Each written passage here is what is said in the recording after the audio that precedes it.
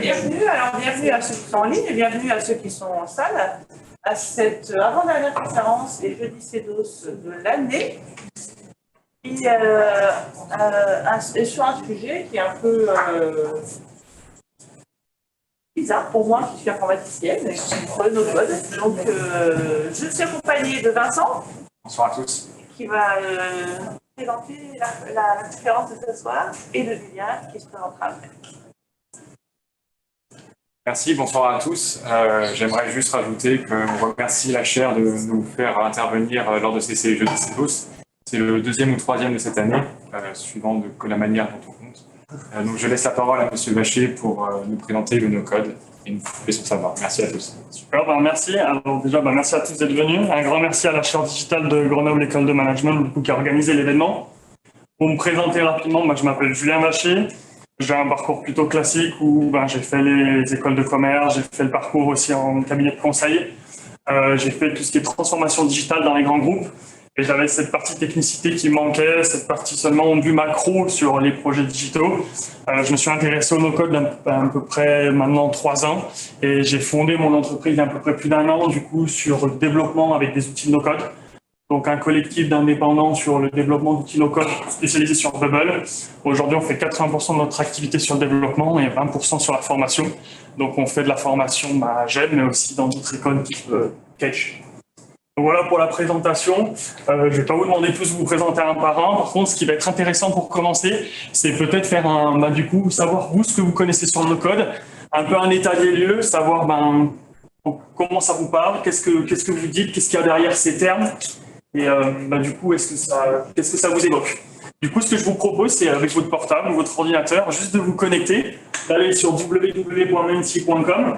Vous avez un code, vous rentrez le code et vous pourrez directement participer au petit formulaire interactif pour commencer la conférence. Vous voulez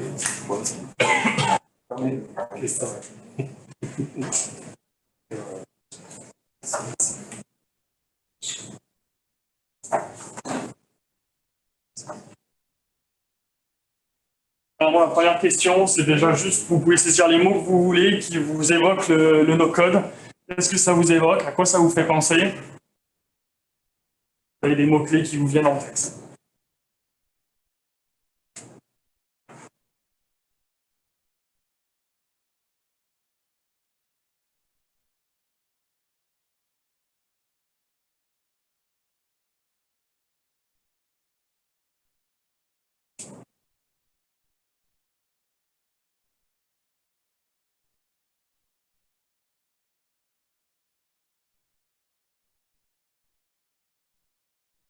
Simplicité, efficacité, plus rapide, graphique, accessible. On a beaucoup de mots-clés autour de la rapidité et de l'efficacité. WordPress, ok, on a aussi quelques noms d'outils. Ok, du coup, pour résumer, finalement, alors on le verra tout au long de la conférence, mais vraiment une définition générale, le no-code, c'est l'objectif d'écrire ou de créer des sites internet, des applications sans écrire une ligne de code. C'est basé sur de la programmation visuelle. Donc c'est vraiment la première définition générale de ce qu'est le no-code.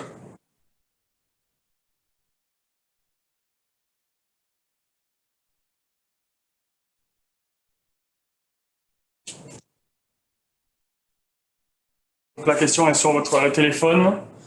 Selon vous, combien de personnes savent développer dans le monde? Du coup, le nombre de personnes qui sont capables d'écrire des lignes de code et qui savent développer. Donc 10 millions, 24 millions, 110 millions ou 264 millions.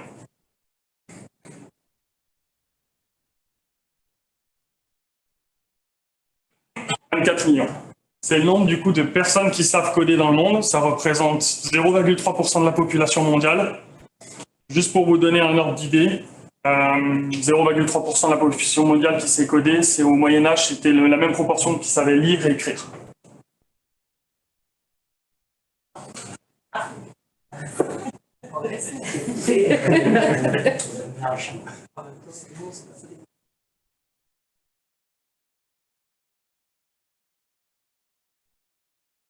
Gartner, ils ont fait des prévisions sur le nombre d'applications à réaliser d'ici 2024. Du coup, pareil, selon vous, on a un besoin de 50 millions, 125 millions ou 500 millions de développement d'applications.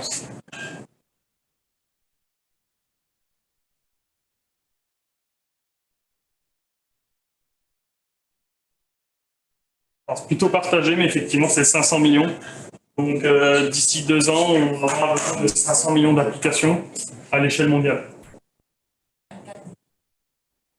Ça. Donc, pour résumer, 0,3% de la population VS a besoin de 500 millions d'applications.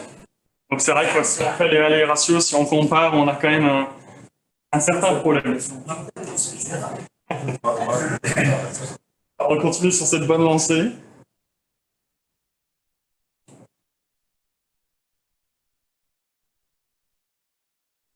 À votre avis, qu'est-ce qu'on peut faire en no-code? Est-ce que le no-code, ça permet de faire des sites internet, d'automatiser, de faire des bases de données? Est-ce qu'on s'arrête au logiciel, à l'application web? Je suis fait, moi, je pensais qu'on fait sélectionner plusieurs.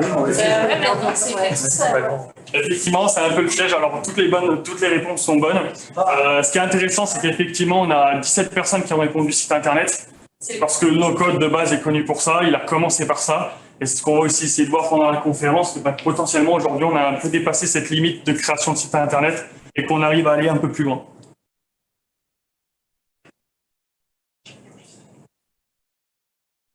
Dernière question. Juste si vous connaissez un nom d'outil no-code.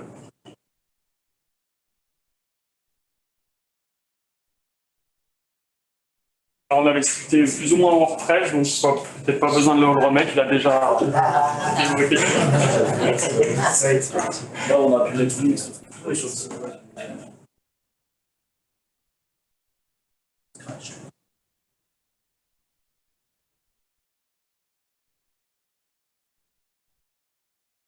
Ok, du coup, on a plein d'outils, effectivement.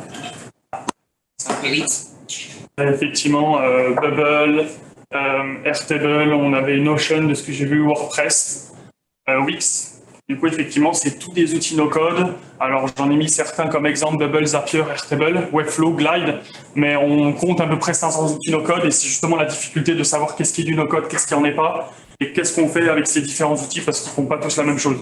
Bubble, ça va plus pour de l'applicatif, Notion, ça va plutôt pour de la gestion personnelle, d'emploi du temps, pour améliorer sa productivité. Tandis que WordPress, on va plutôt faire des sites internet, donc c'est aussi le but de cette conférence, c'est d'arriver à catégoriser les outils par grande famille. Ok, et du coup, félicitations à Mars, qui arrive premier, qui a dû répondre certainement très vite.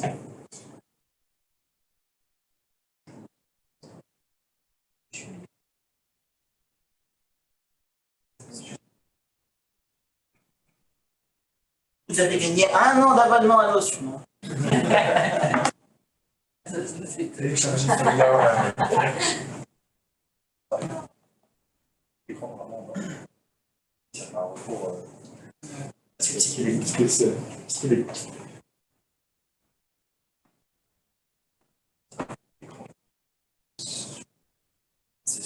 celui-là. Ça, c'est le.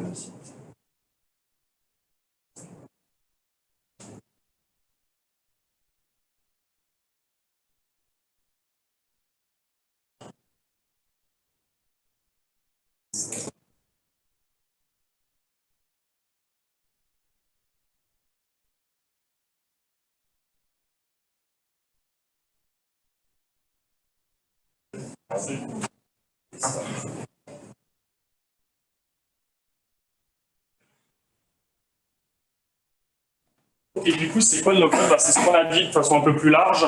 Le no-code, c'est de la programmation visuelle, c'est utiliser la technologie du glisser-déposer pour utiliser déjà des composants et les glisser. Et l'objectif, c'est de ne pas écrire de lignes de code derrière. Donc, c'est vraiment simplifié. On a le no-code qui a abouti après le low-code. Le low-code, c'était la même chose, c'était la même idée. Sauf qu'en plus du low-code, on avait des briques potentiellement qu'on pouvait inclure dedans avec du code traditionnel. Donc, comment on situe le no-code? Comparé avec des choses qu'on connaît, le code traditionnel, le no-code, le logiciel. Donc, le code traditionnel, c'est ce qui existe depuis le début, c'est ce qui nous permet de créer des sites internet, des applications, des logiciels. Le logiciel, justement, ça va être du coup un morceau de code, ça va être un programme qui va nous permettre vraiment de proposer un service avec du coup qui est soit en code, soit en no-code. Et le no-code, c'est ce qu'on parle aujourd'hui. Effectivement, c'est ce qui nous permet d'écrire un programme sans une ligne de code. Quels sont les avantages et inconvénients plus ou moins de chacun? Comment ils se positionnent les uns par rapport aux autres? Forcément, en termes de code, en flexibilité, on va pouvoir faire du sur-mesure. Avec le code, on va pouvoir écrire tout ce qu'on veut, plus ou moins. La seule limite, ça va être du coup notre capacité à connaître le langage et à écrire ce langage. Le no-code, ça va dépendre des outils choisis. Parce qu'on a vu, il existe plus de 500 outils, donc en fonction de l'outil qu'on va choisir, on ne va pas faire la même chose. De façon générale, plus un outil est simple à prendre en main, moins on va faire de choses avec, et inversement. Et le logiciel, c'est limité au logiciel choisi. Vous choisissez Salesforce, vous choisissez HubSpot, forcément vous êtes limité à ce que vous pouvez faire avec ce que vous permet de faire le logiciel. Du coup, de la même façon, en termes de limites, pour le code, on va être moins limité. En no-code, ça va être variable. Et le monopole, du coup, côté logiciel, qui vont choisir ce qu'on va pouvoir faire avec leur logiciel ou ce qu'on ne va pas pouvoir faire. Ce qui est intéressant, c'est qu'un critère qu'on regarde beaucoup aujourd'hui dans le développement, c'est l'agilité. Hier, on construisait des applications, on mettait plus ou moins 3-4 ans à les faire. Un grand groupe qui souhaite faire sa transformation digitale, des fois, ça prend plusieurs mois, voire plusieurs années. On s'est aperçu que des fois, quand on sortait un produit, 2 ans plus tard, il était déjà mort. Donc, on a mis en place les principes agiles. Du coup, le code est un peu moins bien placé par rapport à ça, parce que c'est fastidieux et c'est long. Le no-code, c'est beaucoup plus facile d'itérer. Et le logiciel, c'est variable, c'est par rapport à ce qui est ouvert ou ce qui est fermé, ce qui va être possible de faire ou non. Quel cas d'usage? Le no-code, ça va vraiment être utile. Le code, ça va vraiment être utile pour faire des produits stratégiques, des produits complexes. Les grands groupes qui font leur transformation digitale et qui font vraiment des outils complexes.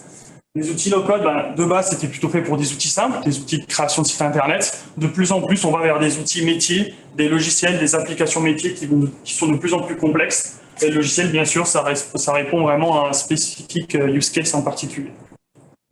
Du coup, de façon, si on dégrossit le trait, concrètement, aujourd'hui, on a tous des idées. Vous en avez certainement. On en a tous pour lancer un business à côté. On veut créer une idée. La plupart du temps, il faut créer une application derrière. Le temps que ça prend, c'est 5% pour imaginer l'idée et 95% pour la coder. Et l'objectif du no-code, si on dégrossit, c'est de réduire cette partie du temps de transpiration où on va coder et du coup d'utiliser le no-code pour simplifier la création de notre site internet ou de notre application. J'aime bien aussi parler de chiffres clés, ça permet aussi de situer et de comprendre les enjeux autour du no-code. Donc c'est ce qu'on disait, 500 millions d'apps d'ici 2024. Sur les 5 prochaines années, on estime ça à 750 millions d'apps. Donc c'est plus que sur les 40 dernières années. Donc on va développer plus en 5 ans que sur les 40 dernières. 0,3% de la population qui sait du coup coder. Et on a 65% des applications potentiellement d'ici 2024 qui seront faites en low-code et no-code. C'est-à-dire qu'il y a déjà, ça existe depuis, on verra, depuis un certain temps, mais ça a évolué. Et ça a évolué de façon très rapide. Et la preuve est que du coup, Gartner prévoit 65% du coup des applications en low-code. Du coup, est-ce que c'est vraiment un phénomène nouveau? On parle de no-code, en ce moment on parle énormément du terme. En tout cas, si vous êtes sur les réseaux sociaux, si vous suivez un peu les actualités, c'est vraiment le buzzword du moment. Mais est-ce que vraiment c'est nouveau? Est-ce que l'idée, elle n'avait pas germé avant? Et c'est pas quelque chose qui existe depuis longtemps? Et finalement, alors à l'âge de la préhistoire, en 1985, je dis ça parce que j'étais pas né à cette époque-là, mais effectivement, on traitait déjà des données. Et vous saviez pas écrire des lignes de données, pourtant vous étiez en capacité de stocker de la donnée, de la sommer, de l'ajouter, de la multiplier grâce à Excel en 1985. C'est ce qu'on utilise partout dans les grandes boîtes et partout. Aujourd'hui, 60% des logiciels utilisés en entreprise, c'est des spreadsheets. Donc, c'était déjà dans la mentalité no-code. En 91, 6 ans plus tard, c'était le premier navigateur web. C'est là où on a permis de se connecter à Internet et de relier les gens entre eux, plus ou moins. Intéressant, en 2000, on a commencé tout ce qui est essor du SaaS. Donc c'est là où on a créé les logiciels. Déjà des outils qui sont codés, et qui sont embarqués, qui sont proposés aux entreprises.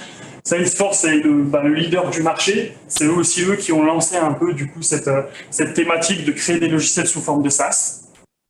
WordPress du coup est né après en 2003. Donc WordPress, pour ceux qui ne connaissent pas, c'est un des CMS les plus connus pour créer du site internet. Aujourd'hui, c'est 43% des sites internet dans le monde qui sont créés avec WordPress. De base, c'était avec du code traditionnel. De plus en plus, il y a des plugins, il y a des éléments qui permettent de faire du no-code sur WordPress avec Elementor ou d'autres plugins. Donc, de plus en plus, ils font ce virage vers no-code. On doit attendre 2004, donc un an plus tard, pour que Google Trends arrive déjà à analyser le premier mot no-code dans les recherches Google. Donc on voit apparaître enfin dans les recherches Google le terme no-code. Donc même si l'idée, le concept derrière existait déjà, le wording derrière est apparu en 2004. Et on peut dire vraiment que ça a été lancé avec Shopify. Shopify en 2006 qui a créé du coup un outil pour créer des marketplaces. Donc c'est plutôt bien parce que jusque-là on créait des sites internet. À partir de Shopify, on a commencé à créer des marketplaces et à la fois, ça a montré un peu les limites du no-code parce que Shopify est très spécifique, très spécialisé sur les marketplaces. Donc, le potentiel de personnalisation et de customisation est très limité aussi. Mais bon, à savoir qu'aujourd'hui, en 2019, donc il y a 3 ans, la capitalisation boursière arrive à 36,6 milliards de dollars. Si on continue sur cette lancée, on a Bubble qui a été créé en 2012 aux États-Unis par un Français notamment, Emmanuel Strasnoff.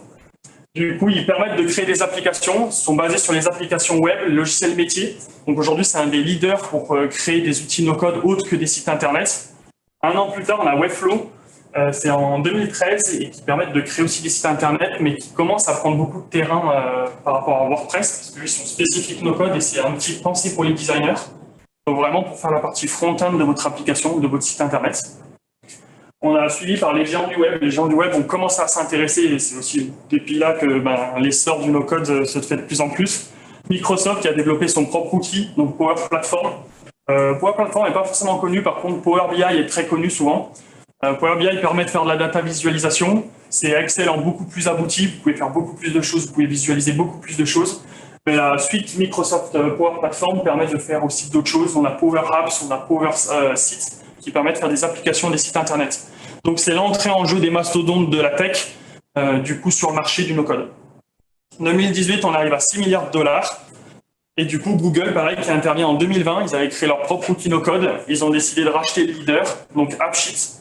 AppSheet, le concept, c'est à partir d'un Google Sheet, d'un Excel, on utilise ça comme back-end, donc comme base de données, pour créer une application en quelques jours.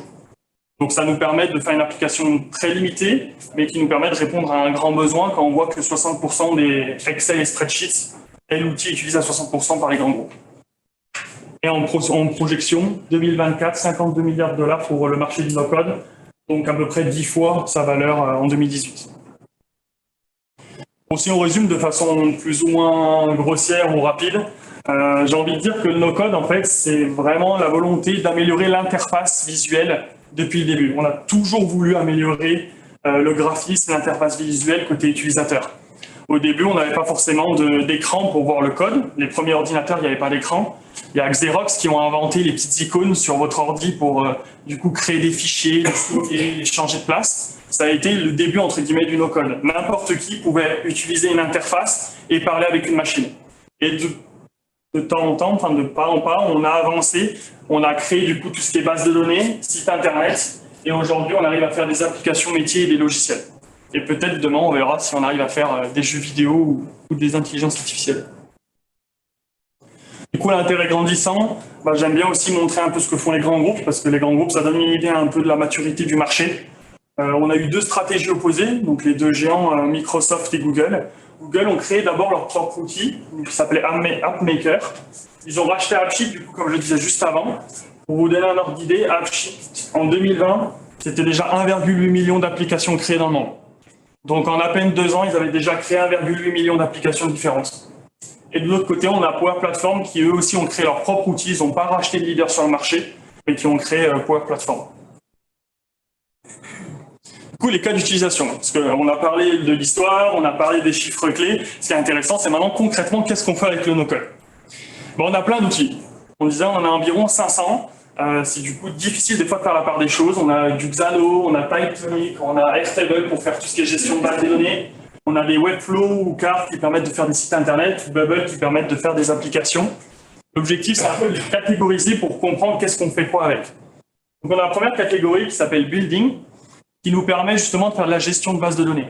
Airtable est du coup leader sur le marché aujourd'hui. On a des concurrents du type Typetonic ou Xano qui font plus du coup des bases de données pour gérer le back-end de votre application et qui sont très présents sur le marché. La différence entre une base de données et un tableur, c'est quoi la différence finalement avec Excel? C'est qu'un tableur finalement c'est une page avec des colonnes. Une base de données, c'est on va faire des liens entre plusieurs tables. On va interconnecter les tables. C'est le concept, c'est le back-end que vous avez derrière une application, c'est pas un tableur, c'est une base de données. Et du coup, ça révolutionne un peu la vision. On n'apprend pas Excel comme on apprend Airtable, mais on fait aussi des choses différentes. On a un deuxième type d'outils, du coup, les outils de type designing qui permettent de faire des sites internet. Donc, c'est comme ça que ça a commencé le no-code. C'est avec la création de sites internet. Donc, WordPress qui s'y est mis au début, mais on a eu l'apparition de plus en plus d'outils. Ensuite, on a tous les outils programming, donc qui permettent de faire des applications métiers, des logiciels. On a Bubble qui est leader pour tout ce qui est application web aujourd'hui. On a Adalo qui se spécialise plus en application mobile, ou Glide qui est un concurrent d'AppSheet qui permet pareil d'à partir d'un Excel de faire une application en quelques jours, en quelques heures. Et dernière catégorie qu'on verra un peu plus tard, c'est les outils automative. C'est les outils qui permettent de faire des automatisations. Donc c'est complètement différent, c'est aussi du no-code, mais on verra après qu'est-ce qu'on fait avec, mais c'est pas pour de la création pure de bases de données, de sites internet ou d'applications. Du coup, qui l'utilise? De plus en plus de startups. Effectivement, quand on crée sa startup, on a deux problèmes. Souvent, c'est la tech et l'argent. Lever des fonds, c'est assez compliqué. Souvent, quand on lève des fonds, c'est pour payer la tech. Du coup, une des solutions aujourd'hui qui est de plus en plus présente, forcément, c'est le no-code qui permet du coup de se développer sans lever ou en levant moins de fonds. Et du coup, également, sans avoir besoin de présence de tech, comme on a vu avec la pénurie qu'on a sur le marché de développeurs. Donc, on a des exemples assez remarquable, comme Conto qui est une banque en ligne, du coup, normalement une banque en ligne mais qui côté professionnel, pour tout ce qui est compte bancaire pro, ils utilisent énormément de no-code pour la gestion de leurs opérations. On a Payfit, tout ce qui est Pay, GoJob qui est une agence de recrutement intérimaire, qui utilise énormément ces outils no-code, où on a par exemple l'application Algar qui permet d'automatiser du coup la demande de devis de construction ou toutes les étapes du coup pour faire la demande de permis de construire. Ça, c'est quelques exemples. Pour créer un site internet, l'exemple que moi j'aime bien en tout cas citer, c'est Getaram, donc plus ou moins tout le monde connaît. Du coup, ils ont utilisé le no-code pour créer leur site internet. Ils ont utilisé Webflow. Donc, en quelques jours, ils ont fait un site ergonomique design en utilisant un outil Webflow, un outil no-code Webflow. Et du coup, ça prouve que même des startups matures, des startups qui ont déjà un business model qui a été trouvé, qui a été validé par le marché, peuvent utiliser aussi du no-code pour aller plus vite et faire quelque chose de plus ergonomique. Et en termes d'application, on a Comet. Comet, c'est du coup une plateforme de freelance, d'indépendants spécialisée dans la tech, qui a été 100% réalisée sur Bubble et qui a réellement décollé ces derniers temps. Et un autre exemple qu'on peut citer, c'est Consider. C'est une plateforme de seconde main de tout ce qui est vêtements sportifs outdoor. Donc pour les Grenoblois notamment, je pense que ça pourrait vous intéresser. Ça a été développé 100% sur Bubble. Et pareil, c'est en train de monter en flèche. Et du coup, on a souvent cette idée, le no-code, forcément, c'est pour les startups. Et c'est vrai parce qu'on va voir qu'il y a aussi des limites au no-code qui font que ça va peut-être mieux pour un usage startup, mais ça ne veut pas dire que ça ferme les portes aux grands groupes. Actuellement, du coup, nous, au sein de Fidus.tech, on travaille du coup pour Boulanger. On est en train de créer leur application pour tout ce qui est le déploiement de leur nouveau magasin. Donc, gestion de projet. Quand ils déploient un magasin, ils ont environ 700 étapes à respecter. Du coup, pour l'ouverture, pour le remodeling, pour une ouverture de franchise. Et du coup, ils ont besoin d'un logiciel de gestion d'étapes, de gestion de projet. Et du coup, on est en train de le créer 100% sur Bubble, donc avec un outil no-code.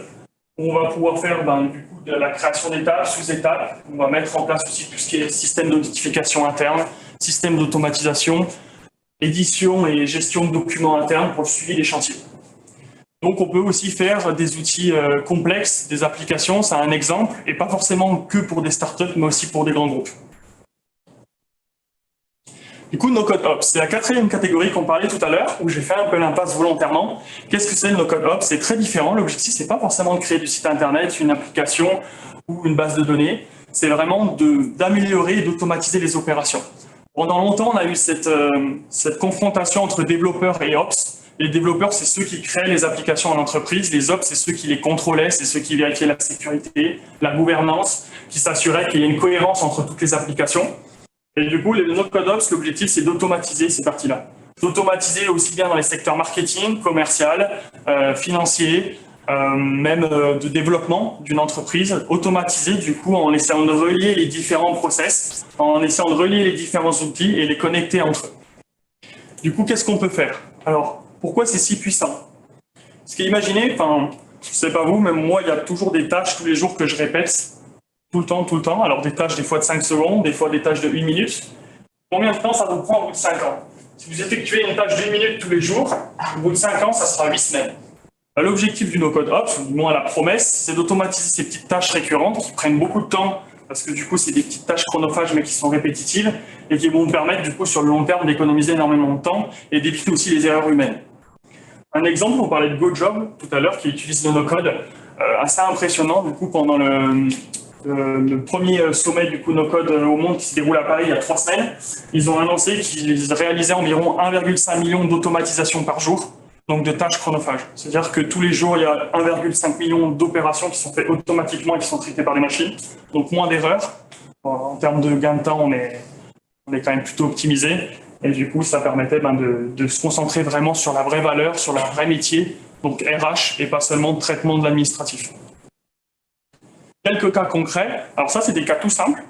Mais par exemple, si on utilise un outil comme Make, donc un outil d'automatisation de no-code ops, on va pouvoir relier différents outils entre eux. Par exemple, dans le cas 2, on a fait notre base de données, notre CRM sur Airtable. Donc notre CRM, notre gestion client sur un tableur, donc une base de données Airtable. On aurait pu prendre Google Sheets.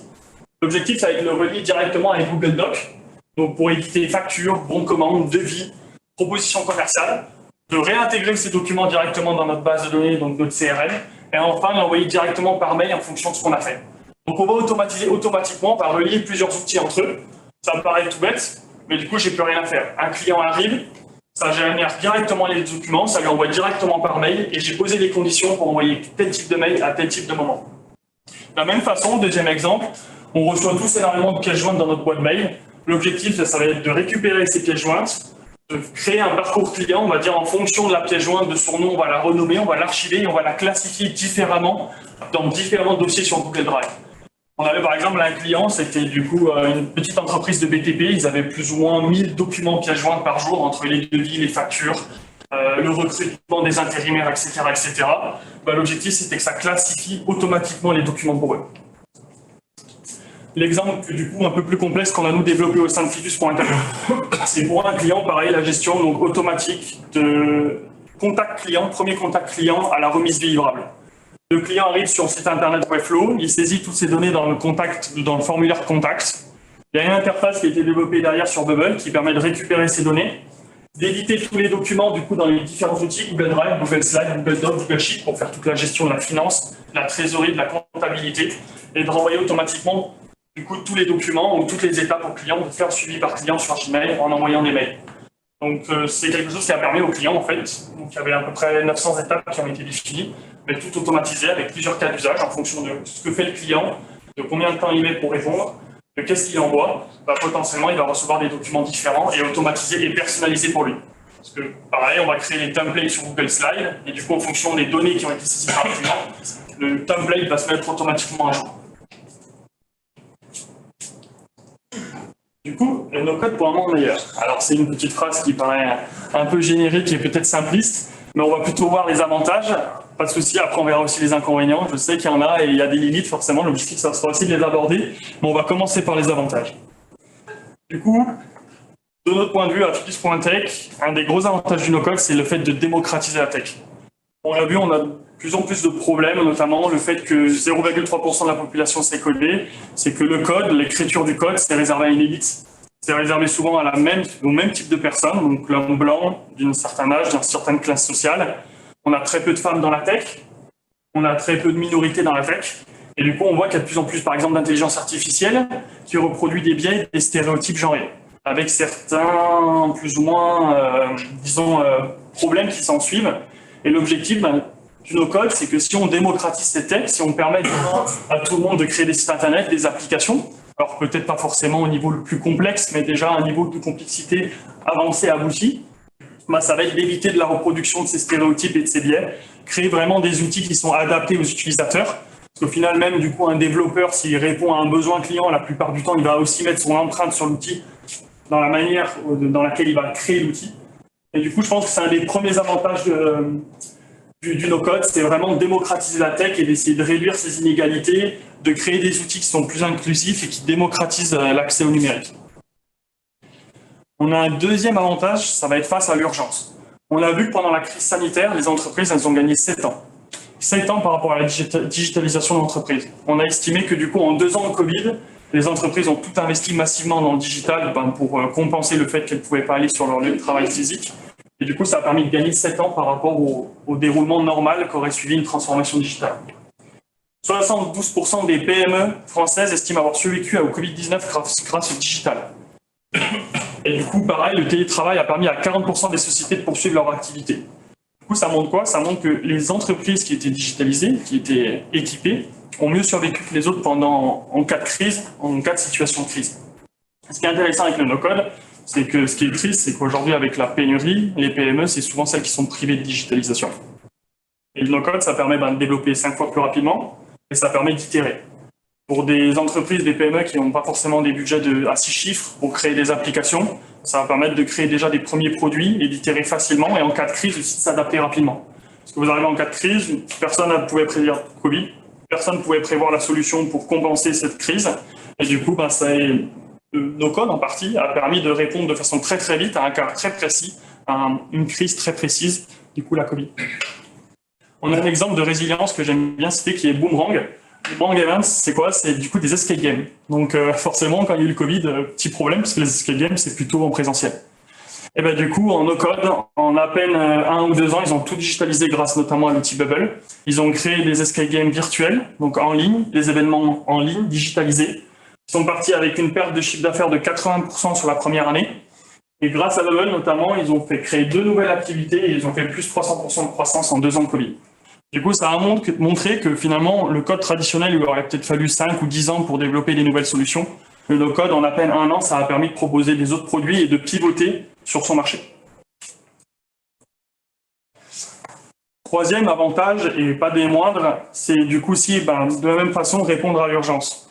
Pareil, une crise qu'on ne connaît pas, l'Ukraine, on aurait pu peut-être la prévoir, ça c'est un autre sujet, mais effectivement, on ne pouvait pas forcément tout anticiper les conséquences. On a eu des exemples que le no-code a permis de donner des réponses très rapidement à la crise. On a notamment, par exemple, en 6 heures, une particulière qui s'appelle Camille Coco, qui a créé du coup une interface pour recenser toutes les initiatives face à l'Ukraine. Donc toutes les associations qui apportaient le soutien à l'Ukraine, tous les pays, tous les aides gouvernementales qui ont été mis en place pour l'Ukraine. En 6 heures, en utilisant 2 outils, Softer, du coup, pour créer un site internet, et Airtable pour la base de données, la gestion de la base de données. En 6 heures, elle a créé un produit qui a été vu 200 000 fois en 3 jours et qui a répertorié plus de 120 initiatives. Vous pouvez aller voir le site, il existe toujours aujourd'hui. Ça a été développé en no-code en à peine quelques heures.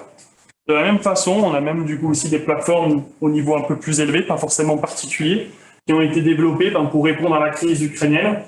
Donc avec une plateforme qui permet de proposer son logement pour héberger des Ukrainiens, pour ceux qui le souhaitent, dans le cadre de la guerre avec le conflit avec la Russie. Donc ça montre que no-code, c'est vraiment un moyen de s'adapter rapidement et surtout de répondre à l'urgence et à la crise. Et du coup, c'est aussi un accélérateur de projets sociaux. Parce que de plus en plus, en fait, pourquoi on va avoir de plus en plus besoin d'applications? Parce qu'avant, quand il fallait 5 ans pour créer une application et que ça coûtait 6 chiffres, forcément, tous les projets n'étaient pas viables. Aujourd'hui, on réduit le coût de développement, on réduit le temps de développement, donc forcément, des projets qui n'étaient pas rentables avant deviennent de plus en plus rentables. Et du coup, le no-code, c'est vraiment un support, c'est un accélérateur de projets sociaux. On voit de plus en plus d'initiatives, du coup, de projets qui n'étaient pas forcément viables ou rentables parce que c'était impossible à faire avant, qui naissent grâce au no-code. On a notamment une agence, du coup, qui est ShareIt, qui utilise en partie le no-code. Alors, pas forcément, ils font aussi du code traditionnel, mais ils utilisent aussi du no-code pour réaliser des projets à impact, donc pour des associations, pour des ONG, pour des entreprises aussi qui font des missions humanitaires, etc., etc. Ils ont accompagné plus de 64 projets et ils ont une trentaine de personnes dans leur effectif. Ok, du coup, no-code pour un monde meilleur, certes, mais il y a aussi des limites, il y a aussi des risques et certaines conséquences. On va d'abord voir les risques. Mais effectivement, le grand risque, ça va être la sécurité. On va parler de Shadow IT. Shadow IT, c'est le fait de contourner en fait les opérations, c'est le fait de contourner la DSI. Donc finalement, de créer des solutions sans avoir l'accord de la DSI, donc sans avoir l'accord du département informatique de son entreprise. Quelques chiffres clés. 80% des salariés admettent du coup utiliser des solutions qui ne sont pas validées par la DSI. Donc ça veut dire que même avant le no-code, on avait quand même déjà un problème. 35% du coup, pareil, des applications SaaS qui sont utilisées dans les entreprises, dans les grands groupes, dans les PME, n'ont pas été validées par la DSI. Et ce qui est marrant, c'est que 80% de personnes le font, mais 69% disent qu'ils ne sont pas d'accord et qu'ils trouvent ça pas normal. Du coup, c'est bien parce que tout le monde n'est pas d'accord, tout le monde pense que c'est pas bien, mais tout le monde le fait quand même. Souvent, je pense que c'est un critère, c'est un biais humain. Et effectivement, c'est un des risques du no-code. C'est du coup d'accroître, d'accélérer ces zones de shadow IT, ou du coup des zones d'ombre où finalement la DSI, le département informatique n'ont pas connaissance d'applications, de bases de données, de sites internet qui ont été créés peut-être pour le besoin du métier, pour accélérer, pour apporter plus de plus-value, mais qu'ils n'ont pas le contrôle dessus, et du coup ils ne savent pas à détecter, du coup ils perdent la main dessus.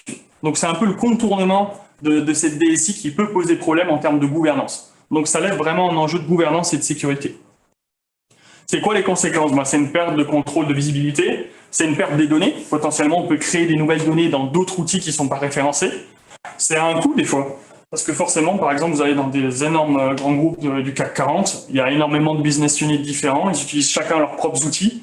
Ils n'ont pas forcément connaissance des outils qui sont utilisés par l'autre business unit. Et on multiplie les coûts, on multiplie les licences. Pareil, si du coup on a de plus en plus d'outils no-code, le risque, c'est qu'on multiplie le coût qui est lié avec. Risque saisie multiple, donc finalement, au lieu d'automatiser des process, on va peut-être en rajouter. Non-compliance, c'est augmentation du nombre de hacks potentiels. Et ça, c'est le sujet suivant, effectivement, c'est sur la sécurité. Sécurité, pareil, c'est pas un sujet qui est né avec le no-code, ça existait déjà de base. En 2021, c'est 54% des entreprises qui ont été hackées. Donc la moitié des entreprises françaises qui ont subi un hack, qui ont subi une violation. Plus de 250% de croissance pour les hackers. Donc un marché aussi très florissant si vous cherchez un domaine d'activité. Et 27% de CA annuel perdu pour une entreprise qui se fait hacker. À savoir que quand on est une PME, on a 60% de chances d'y rester, donc de disparaître du fait que on va perdre de l'argent, soit au fait qu'il y a une rançon qui a été demandée, soit au fait que l'activité a été stoppée et du coup il y a une perte d'exploitation. Donc pareil, peut-être un des enjeux du no-code, c'est pas forcément né avec le no-code, c'est né aussi avec le code traditionnel, mais c'est de renforcer la formation sur tout ce qui est enjeu de sécurité et les bonnes pratiques pour assurer une meilleure sécurité et une meilleure gouvernance qui peuvent être contournées avec le no-code. Du coup, scalabilité. Tout le monde dit effectivement le no-code c'est pas scalable, ça permet pas du coup de supporter une traction. Alors il y a une vérité, c'est vrai, oui et non. La personnalisation déjà elle est limitée à l'outil. En fonction de l'outil que vous utilisez, vous n'allez pas pouvoir faire la même chose. Donc forcément, il y a un moment où vous allez peut-être bloquer par des outils et par d'autres outils qui vous bloqueront moins. Du type par exemple Glide, Adalo, Bubble, c'est 3 outils qui permettent de faire des applications. Glide, quelqu'un qui n'a jamais fait, au bout de 3 jours, il est capable de faire une mini-application. Forcément, s'il le fait en 3 jours, ça veut dire qu'il n'est pas capable de la personnaliser, qu'il ne va pas pouvoir la customiser. Donc il va être très vite enfermé, il va très vite être bloqué dans ce qu'il peut faire. Et plus on va aller du coup sur la droite, par exemple Bubble, où il faut 8 mois pour du coup saisir l'outil, il faut à peu près 1 an et demi pour être expert, du coup on va pouvoir faire beaucoup plus de personnalisation et faire des outils beaucoup plus complexes. Donc scalable, oui et non, ça dépend de l'outil que vous choisissez. Forcément, vous allez faire plus ou moins de choses en fonction de l'outil que vous choisissez. Et de la même façon, deuxième problème qui est soulevé, c'est la dépendance vis-à-vis d'outils. Tous les outils qu'on parle sur du coup no-code, c'est des outils qui sont sur le cloud, c'est pas comme Excel, c'est forcément sur Internet, c'est forcément partagé, ce qui est plutôt pas mal parce que ça permet de mieux communiquer et du coup de les relier entre eux. Par contre, l'inconvénient, c'est que la plupart du temps, c'est des outils propriétaires. Qui dit outil propriétaire, c'est que vous dépendez de la solution. Vous payez une licence et vous ne pouvez pas exporter votre code. C'est-à-dire que le jour où vous les changez, vous êtes obligé de recommencer à zéro. On a quelques outils qui permettent de contrer ça, des outils open source, notamment N8N pour tout ce qui est outil d'automatisation, Glider pour remplacer Bubble en version open source. Mais c'est encore du coup des outils souvent qui sont moins aboutis que les outils propriétaires. C'est un peu le même principe du débat en open source ou non. Forcément, open source c'est bien, mais vu que c'est gratuit, il y a moins de capacité pour développer des nouvelles choses et des nouvelles fonctionnalités sur les outils. Et du coup, l'impact sur le bilan carbone. Alors oui, effectivement, du coup c'est un sujet d'actualité, forcément l'écologie. Quel impact du coup de l'écologie sur l'écologie par rapport au no-code? Alors là, c'est des hypothèses. Il n'y a aucune étude qui a été sortie sur le sujet actuellement. Que ce soit même pour du code traditionnel, on a très peu de données. C'est très difficile du coup de saisir l'impact et vraiment l'impact carbone. On arrive à saisir l'impact carbone pour la production du matériel informatique et pour son recyclage. Mais pour la consommation d'énergie, quand du coup on utilise un outil, c'est très compliqué. Du coup, c'est juste des hypothèses. C'est les hypothèses que nous on émet à Pibus.tech. Ça ne veut pas dire que c'est une vérité, mais c'est ce qu'on émet comme hypothèse. Du coup, on pense qu'effectivement, un bilan carbone plus élevé côté no-code, donc plutôt négatif, du fait que forcément, le no-code, c'est moins optimisé que le code. Le principe du no-code, c'est quoi? C'est d'avoir des briques. Du coup, on a déjà des briques qui sont préconçues, qui sont préfaites, qu'on va utiliser. Sauf que dans ces briques, peut-être, on va utiliser que 10% de la brique. Donc, ça veut dire qu'on va utiliser une brique qui permet de faire ça, et finalement, on va en utiliser que ça. Donc, forcément, en termes, on imagine que la consommation En tout cas, on fait l'hypothèse qu'en termes de consommation au niveau du no-code, on est moins bien que dans du code traditionnel. Deuxième chose, alors c'est plus aussi philosophique, mais l'histoire nous l'a quand même plutôt bien prouvé, c'est que plus quelque chose est accessible, plus forcément on va l'utiliser. C'est l'effet finalement de rebond, et c'est ce qui risque d'arriver aussi avec le no-code. C'est plus accessible, c'est moins cher, c'est plus rapide. Le risque, c'est que du coup, on développe de plus en plus d'applications et qu'on crée aussi des applications forcément qui sont peut-être moins utiles, où on aura moins réfléchi parce que l'impact sera moins élevé en termes de coût et en termes de temps. Et du coup, c'est plus accessible, donc on va produire plus. Si on produit plus d'applications, forcément, le bilan sur la planète sera plus élevé. Impact indirect, donc à voir aussi, pareil, ça a discuté, c'est que la facilité de création, ça peut être aussi la possibilité de créer des outils pour optimiser les ressources, que ce soit dans la logistique, que ce soit dans les différentes chaînes de production, ou même pour créer des outils qui vont permettre de nous aider à calculer notre empreinte. Par exemple, on a TreePoint, c'est un outil qui a été construit sur no-code et qui permet de calculer son empreinte carbone. Donc ça, pareil, très difficile d'estimer du coup les gains qu'on va faire, les économies qu'on va faire sur le bilan carbone, mais on peut estimer effectivement que ça peut faire des économies si on crée certaines applications d'optimisation. Et du coup, pour terminer, parce qu'on a du coup abordé les avantages, les inconvénients, pour résumer un peu les enjeux et potentiellement les propositions que nous, en tout cas, on imagine du coup au sein de Fidus.tech. Du coup, les enjeux, forcément, renforcer la gouvernance. Parce que du coup, c'est bien le no-code, mais ça va être difficile si on contourne tout le temps les DSI et qu'on contourne le département informatique. Forcément, le no-code, il va continuer à exister si on sensibilise sur la sécurité. Je pense que la pire chose qui peut arriver demain pour le no-code, c'est des hacks du coup sur des applications qui ont été créées en no-code et qui du coup forcément créent plus ou moins un bad buzz sur le sujet qui font que du coup on va plus considérer les outils no-code comme une solution qui est viable. Donc le no-code, le développement du no-code, je pense, ne passera pas sans le développement ou la sensibilisation à la sécurité. Réduire l'impact sur l'environnement, on l'a vu que forcément il y en avait un, que ce soit du code traditionnel ou du no-code. On a fait des hypothèses en estimant peut-être que l'impact était plus lourd avec du no-code, à voir si du coup on peut sensibiliser et mettre en place certaines mesures, et évangéliser le no-code. Parce que du coup, si on ne veut pas retomber dans nos travers de créer de nouveau des stéréotypes ou de réserver la construction du monde numérique de demain à une certaine élite, ça va être du coup de former et d'évangéliser sur cette thématique. Quelques solutions. Du coup, pour la gouvernance, accentuer le contrôle sur l'accès de données.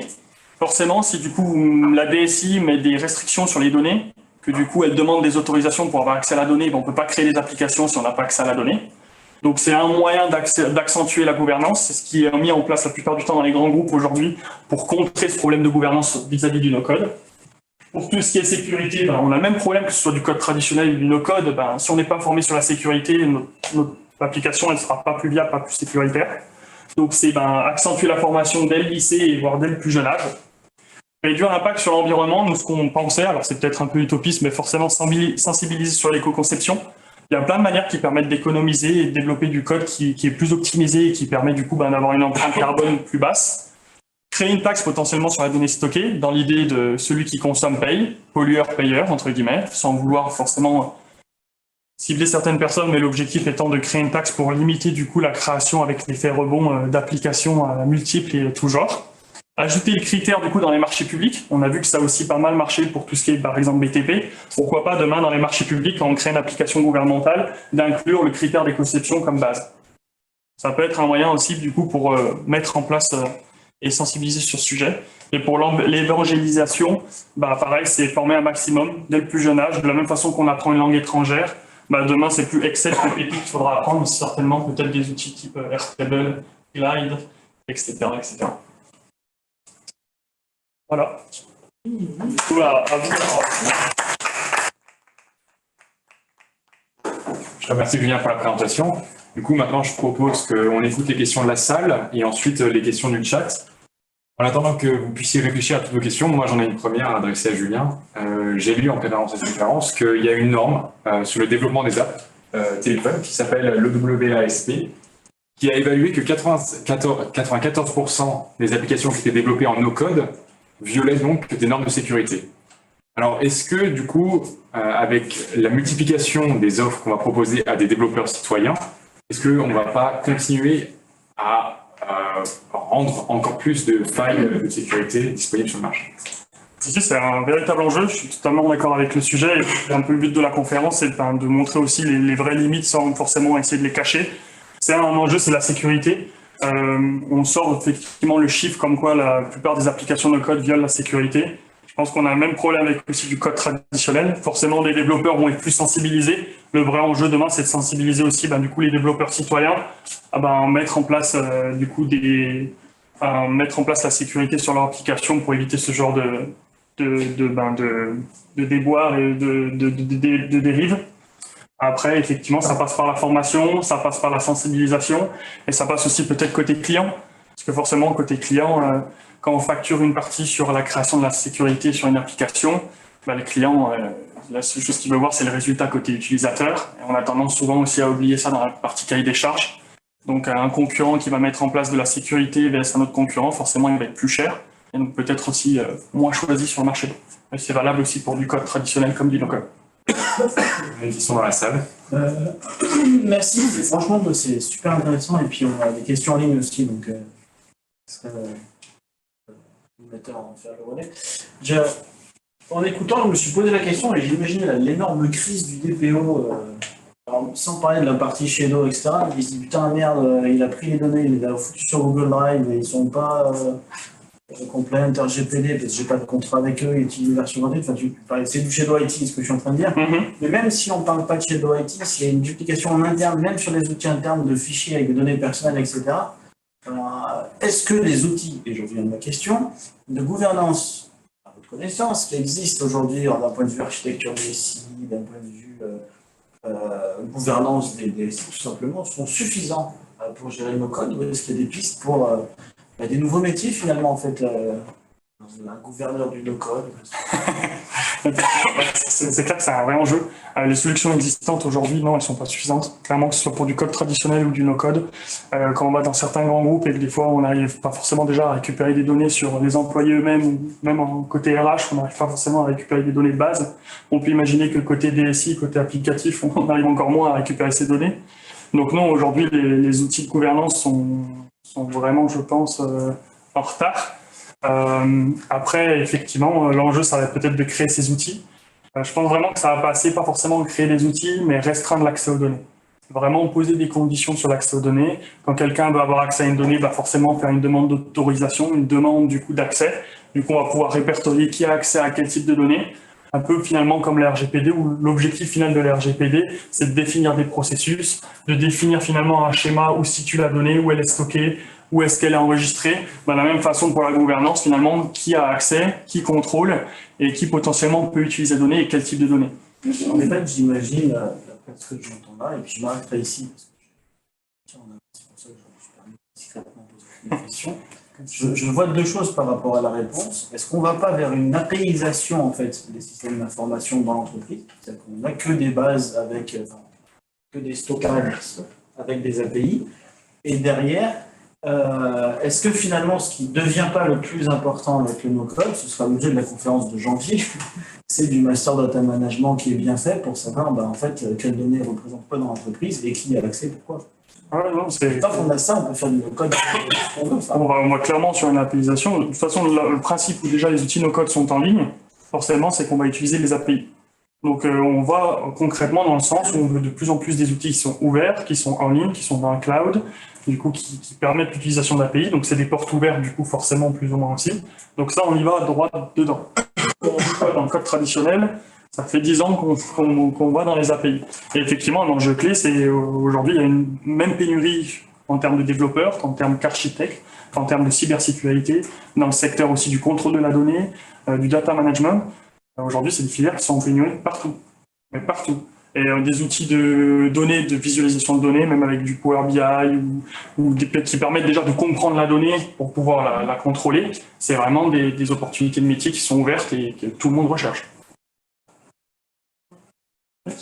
Dans les cas d'utilisation, je pensais à deux cas d'utilisation un peu indirects.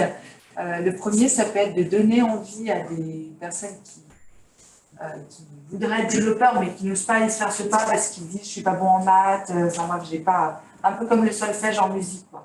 Voilà. Exactement. C'est une première étape pour faire du développement sans avoir la peur code lui-même pour aller vers l'apprentissage, enfin, donner envie d'apprendre à développer. Est-ce que ça peut être une étape un peu pédagogique première étape pour devenir développeur? Ça, c'est le premier cas d'utilisation que je vois. Et le deuxième aussi, c'est pour tout ce qui est POC en entreprise. Avant de choisir un logiciel ou un ERP ou peu importe, la partie droite là, dans votre colonne, se dire finalement, je vais poker ce que je veux faire, mon process, et j'utilise, je peux noter le nom des outils, mais un des outils qui va me permettre en 2-3 jours de montrer à l'utilisateur, voilà, ça pourrait donner ça de manière très simpliste. Est-ce que c'est ça que vous voulez? Et du coup, après, on va peut-être chercher quand même le bon logiciel, le logiciel qui va bien. Si vous je ne sais pas si c'est ce qui permet la création d'un POC, parce qu'au final, le POC, c'est le choix de l'outil qu'on va utiliser pour créer la stack de notre outil. Par contre, plus peut-être MVP. On va créer une première version finalement de l'outil, et c'est souvent ce qu'on a souvent catégorisé nos codes pour les startups et pour le MVP, créer la première version bêta, pas dépenser des centaines de milliers d'euros pour créer une première application, mais créer déjà quelque chose de fonctionnel pour la tester sur le marché, et ensuite itérer. Et c'est vrai que ça a été le premier cas d'usage du no-code, et ça reste aussi 80% du temps utilisé pour ça. Mais on a de plus en plus, du coup, avec la complexité des outils qui apparaissent, la possibilité de créer des outils de plus en plus complexes. On a vu notamment que des grands groupes aussi s'intéressent pour faire des outils métiers en interne. Donc, ça change un peu les mentalités, mais effectivement, on a encore cette idée no-code est égal à startup est égal à MVP. Et effectivement, c'est aussi un moyen de démocratiser, ça peut être une première étape. Un des enjeux du no-code pour, entre guillemets, compenser les effets un peu néfastes du code traditionnel qui sont réservés à une élite, c'est finalement de démocratiser l'accès à la tech. Et effectivement, ça peut passer par le no-code. Commencer avec des bases, parce que finalement, no-code, on n'utilise pas un langage de programmation particulier. Par contre, la logique d'algorithmie derrière est exactement la même. L'algorithmie, que ce soit du code traditionnel ou du no-code, c'est exactement pareil. Vous ne comprenez rien à l'algorithmie, vous ne saurez pas mieux faire du code traditionnel que du no-code. Du coup, c'est vrai que ça peut être pédagogique, et on les a vu aussi que même les premiers outils no-code qui ont été créés pour faire des applications étaient des outils pour des enfants, des ados, pour leur apprendre justement le code. D'accord. Merci. Je vous propose de passer à une question du chat avant d'aborder les prochaines questions de la salle. Alors, Marc Louet propose, c'est la question suivante, quel avenir pour les métiers de la tech actuels, des product managers comme lui, ou des product designers, ou tout simplement des développeurs? Alors, un très bon avenir, je pense, parce que du coup, la pénurie est assez énorme dans le secteur. C'est vrai que du coup, on a eu beaucoup de la cristallisation. Est-ce que ça va être la fin aux développeurs? J'y crois pas du tout. Par contre, ce que je pense, c'est qu'effectivement, les développeurs très experts, du coup, vont être de plus en plus recherchés, parce que du coup, ils vont vraiment faire les 10% restants les plus techniques d'une application. Donc, ils vont être vraiment, on va se disputer pour les avoir. Par contre, ça va être peut-être des développeurs plus juniors, des développeurs intermédiaires ou qui sont moins compétents, auront plus de mal du coup à s'insérer sur le marché, et peut-être que du coup eux seront plus remplacés par du coup des développeurs no-code ou low-code. Et après, pour d'autres métiers, là c'était vraiment sur le métier de développeur, product manager, si on en aura toujours besoin. De plus en plus, on a énormément d'outils no-code, donc on utilise de plus en plus d'outils différents dans le sein d'une entreprise. Le PM, ça va permettre aussi de choisir les bons outils, ça va permettre aussi d'assurer la gestion de projet, ça va permettre aussi de faire un peu garde. Donc si les PM aussi vont être de plus en plus utilisés, et tout ce qui est bien sûr architecte, ou du coup tout ce qui est cybersécurité, pareil, pour valider du coup le choix de la solution technique, pour valider du coup la faisabilité technique. Ça, c'est des métiers qui vont décoller et qui vont encore du coup être plus demandés sur le marché, de mon point de vue. Est-ce que la salle a des questions? Je peux juste rajouter un complément. Quand on chiffre un projet d'intégration, la partie réalisation pure, coding pur, c'est 20% du chiffrage. Il y a 80% de la charge, c'est la gestion de projet, compréhension des besoins, formalisation, architecture, etc. Enfin, c'est tout à fait vrai. le pur réalisation. Alors des fois peut-être même à excès. J'ai déjà vu justement dans des grands groupes des transformations digitales où il y avait autant de PM que de développeurs. Bon, je trouve que c'est un peu excessif, mais c'est une réalité aussi, parce que forcément on a une pénurie de développeurs et les métiers de PM sont quand même plus accessibles en termes de technicité. Mais c'est clair que ça représente un coût du budget non négligeable, et souvent dans une transformation digitale, ils ont toute leur place pour assurer le développement. Sur la gestion du SEO à travers nos codes, comment ça fonctionne? Alors, bonne question. Alors, ça dépend des outils. toujours pas. Alors, pour les sites internet, on a de plus en plus d'outils no-code qui aussi aident, qui accompagnent. Donc, pour faire du SEO, être guidé sans avoir besoin d'écrire des lignes de code. Si on sait écrire des lignes de code, on va toujours être avantagé parce qu'on va pouvoir aller plus loin. Mais de plus en plus d'outils no-code nous accompagnent pour faire ça. Après, là, pareil, c'est sur le choix de l'outil. Par exemple, sur des outils comme Card ou Doric pour faire des sites internet, c'est très très bien pour le référencement. Sur des outils comme Webflow, ça va être un peu moins bien, ça va plus être pour le design et l'ergonomie. Donc ça, pareil, ça dépend du choix de l'outil. Et après, je pense qu'aujourd'hui, même quelqu'un qui ne sait pas coder ou qui n'est pas développeur, le SEO, il passe beaucoup par une stratégie de contenu, avec la création énormément de contenu pour le référencement. Donc, que ce soit outil code ou code, on peut avoir un très bon SEO sans avoir à toucher une ligne de code. Si on n'a plus de questions ni de la salle ni du chat, je vous propose de remercier. Encore une question. Alors. Je disais tout à l'heure, c'est vrai que, et ça me semble une idée judicieuse, peut-être que justement cette simplicité, plus de simplicité technique, amènerait plus de femmes dans le domaine de la tech. Est-ce que c'est le cas aujourd'hui, parce que le no-code s'est beaucoup développé? Est-ce que par exemple, chez Fitech, vous avez plus de femmes, ou est-ce que globalement dans les entreprises, dans toutes ces startups, est-ce qu'il y a plus de femmes finalement, ou c'est toujours la même chose? Est-ce que ça se réalise ou pas? J'aurais pas le recul pour le dire. Honnêtement compliqué, parce que forcément aussi c'est naissant, le secteur, même s'il commence à devenir mature, il n'y a pas forcément encore d'études ou d'enquêtes qui ont été faites. Je pense effectivement il y a deux enjeux. Ça va permettre que ce soit plus accessible à tout le monde, mais aussi un enjeu où du coup il va falloir enlever ces stéréotypes, comme quoi la tech c'est pour les hommes et pas pour les femmes, ou c'est pour une certaine catégorie de personnes. Et ça, que ce soit du no-code ou du code traditionnel, si déjà on considère que les métiers de la tech c'est des métiers d'hommes, on pourra rendre accessible comme on veut la tech. Si déjà de base on réoriente les filles et les jeunes femmes du coup dès la fin du bac vers des métiers qui sont pas techniques ou qui sont dans le digital, ça changera peut-être pas grand-chose. Après, dans ce que je vois sur le marché, effectivement, on voit quand même toujours plus d'hommes, mais on voit de plus en plus de femmes. On voit de plus en plus de femmes. Alors pareil, on voit un peu du coup les mêmes stéréotypes. Les femmes vont plus aussi peut-être se trouver sur des outils de création de site internet pour plus du design, plus du coup, et peut-être plus de monde sur les outils d'application où il faut et dans la technique, mais c'est juste un aperçu et c'est vrai que j'espère que ça changera aussi.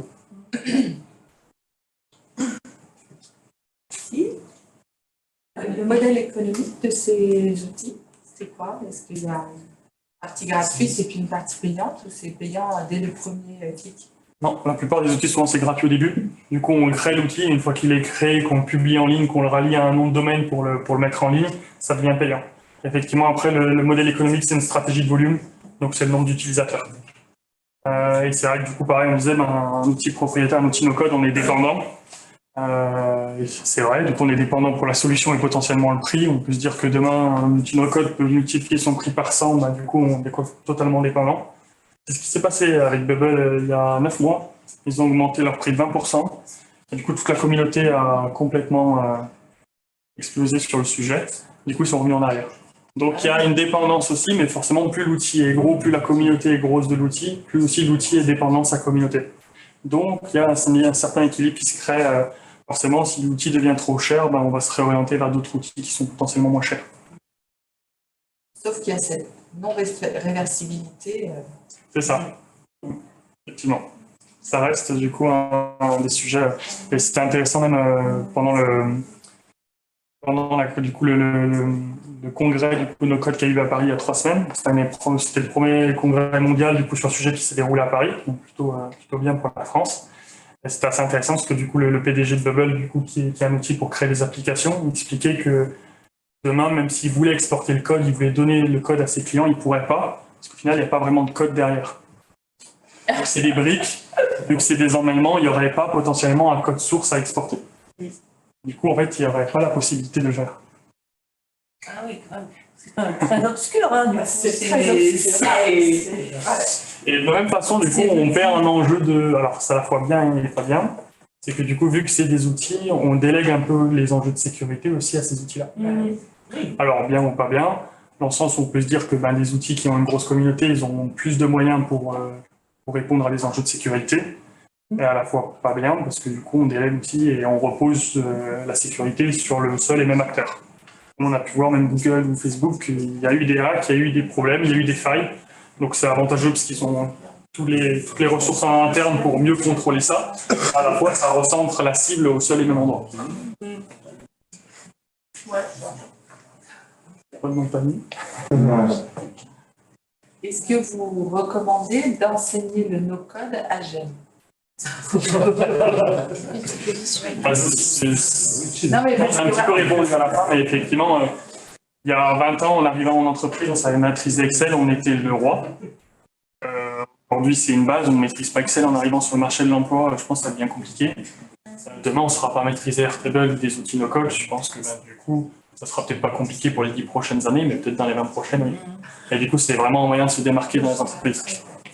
Mais effectivement, de ce que je vois, en tout cas dans notre partie formation qui représente 20% de notre activité, aujourd'hui, toutes les écoles, leur stratégie, c'est d'implémenter du no-code dans leur programme scolaire.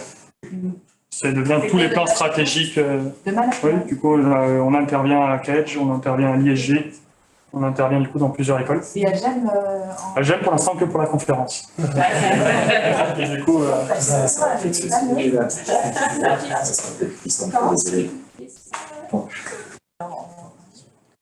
sera peut-être plus accessible même pour nous comme en tant qu'élèves. Faire du codage classique, on a beaucoup qui s'engagent à faire du codage classique sur Python ou quoi, mais pour la plupart, à part ceux qui ont fait ECS, ce qui est notre cas où on a un peu de codage, on n'a jamais fait de codage de nous. Scilab. Ouais, donc du Scilab dans l'occurrence. Mais vous avez des cours d'Excel? Des cours d'Excel, mais Python, en Excel, on ne fait pas de macro en Excel. On fait pas de macro en Excel. c'est vrai que c'est un peu même on voit. C'est ce qui est assez intéressant, c'est que forcément le marché évolue tellement vite que les outils qui sont enseignés souvent en école, quand on arrive sur le marché du travail, ils sont déjà obsolètes. Je pense qu'aujourd'hui, le vrai enjeu, c'est finalement peut-être pas de former sur les nouveaux outils, mais la capacité du coup à s'adapter, la capacité du coup à apprendre les nouveaux outils. Et maîtriser des outils comme ça se permet aussi après du coup de passer d'un outil à un autre plus facilement. Ah ouais, c'est sûr. Ils se ressemblent un peu, ces outils sont un peu. C'est toujours un peu les mêmes principes. Pour le côté site internet, oui, c'est sûr. Pour le côté applicatif, on a quand même des variantes. On a vraiment les outils qui vont vraiment passer côté sur le marché, on va dire on va vraiment développer en 2-3 jours, mais ça va être ultra restrictif. Par exemple, Glide, par contre, c'est vraiment bien, par exemple, pour faire. Vous avez une base de données Excel, vous arrivez dans une entreprise, chacun a touché, l'Excel il est complètement déformé. Vous mettez un Glide, du coup, ça structure la donnée parce qu'il y a une interface dessus. Donc tous les champs se transforment en champs de saisie côté utilisateur. Il n'y a plus de champs dans la base de données. Du coup, ça permet de cadrer aussi. Plus personne rentre dans n'importe quelle cellule, n'importe quelle donnée. Et ça rend quelque chose de plus ergonomique et plus agréable pour travailler. Je préfère travailler sur une interface visuelle que sur un Excel toute la journée, à titre personnel. Merci beaucoup. Merci à vous.